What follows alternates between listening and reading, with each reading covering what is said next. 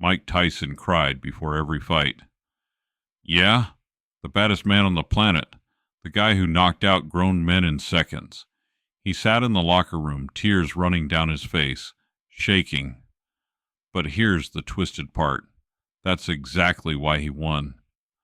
Most fighters try to kill their fear, bury it, pretend it doesn't exist. Tyson? He fed it, talked to it, made it his best friend. And by the time he walked to that ring, fear wasn't his enemy anymore. It was his weapon. This isn't about boxing. This is about what happens when you stop running from the thing that terrifies you and start using it. Tyson admitted this years later. In interviews, podcasts, documentaries, he'd say, "People think I'm fearless. I'm not. I'm terrified. Always have been." Before every single fight, he'd be in that locker room, alone, pacing, heart pounding, thoughts racing. What if I get knocked out? What if I embarrass myself? What if everyone sees I'm a fraud? And he'd cry, not little tears, full breakdowns. His trainer would find him sometimes, face in his hands, sobbing. But then something shifted. Cus D'Amato, Tyson's mentor, taught him something most people never learn. Fear isn't the problem. Running from it is. Cus would tell him, fear is fire. You can let it burn you, or you can use it to cook. Your choice. So Tyson stopped fighting the fear. He sat with it, listened to it, and slowly he realized something. Fear was just adrenaline, energy, power waiting to be directed. Here's how it worked. Tyson would sit in that locker room terrified, heart racing, hands shaking, but instead of trying to calm down, he'd lean into it. He'd close his eyes and imagine the worst, getting hit, getting knocked out, losing everything. And once he faced that, once he accepted it could happen, the fear lost its grip. Because fear only controls you when you avoid it. The moment you stare it down, acknowledge it, accept it, it transforms. It stops being this vague, overwhelming monster and becomes fuel. Tyson would walk out of that locker room still scared. But now, the fear wasn't paralyzing him. It was propelling him. Every nerve firing, every sense sharp. His body flooded with adrenaline, primed for violence. And when that bell rang, all that terror he felt in the locker room exploded outward, onto his opponent. He wasn't fighting to prove he was fearless. He was fighting because he was afraid, and he knew how to channel it. There's science behind this. Psychologists call it fear reappraisal. Instead of seeing fear as a threat, you reframe it as preparation, your body's way of getting ready. Most people feel their heart racing and think, I'm panicking. I can't do this. Tyson felt his heart racing and thought, good. My body's getting ready to destroy someone. Same physical sensation. Completely different interpretation. And that shift? That's everything. Cus drilled this into Tyson from day one. You're not afraid of the fight. You're afraid of losing yourself. But you won't, because you've already faced worse. And Tyson had. Growing up in Brownsville, abuse, poverty, jail, getting jumped, being humiliated. By the time he got to boxing, the ring wasn't the scariest place he'd been. It was the safest.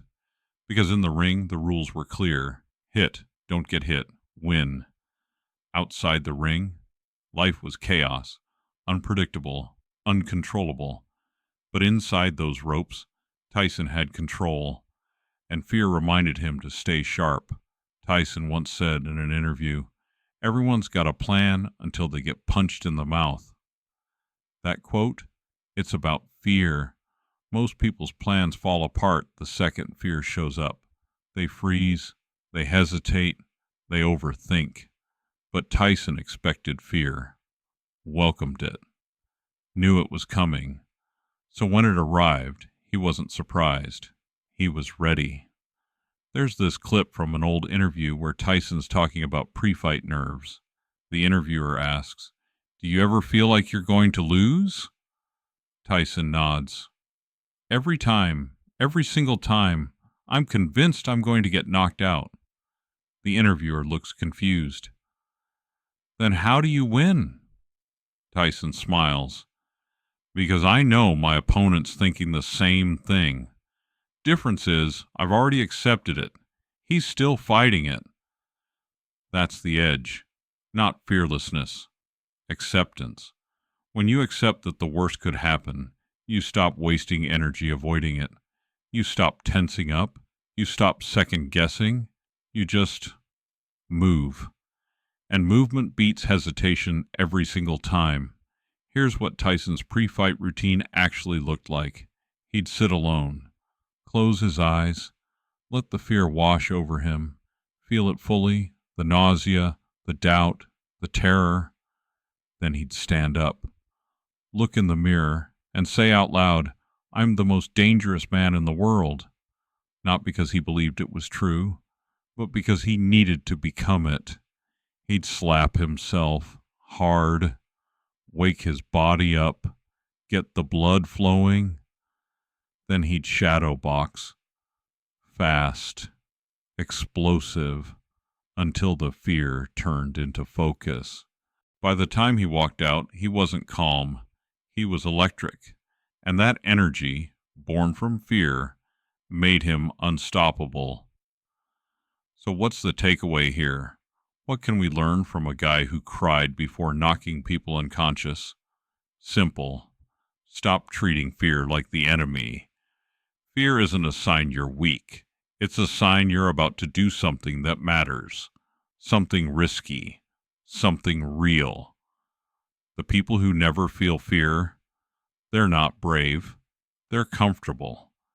And comfort doesn't build anything worth having. Tyson wasn't fearless. He was fearful, filled with it, and he learned to ride it instead of run from it. You don't have to fight in a ring to apply this. Job interview, first date, big presentation, starting a business. Fear will show up, guaranteed. Question is, will you let it stop you, or will you use it? Because here's the truth Tyson learned in those locker rooms. Courage isn't the absence of fear. It's deciding fear doesn't get to make your decisions. Mike Tyson cried before every fight, and then he walked into the ring and became a legend. Not despite the fear. Because of it. So next time you're terrified, good. That means you're about to do something important. Feel it. Accept it. Then move anyway. Fear isn't your enemy. It's your fuel. And the scariest version of you? That's the one your opponent should worry about.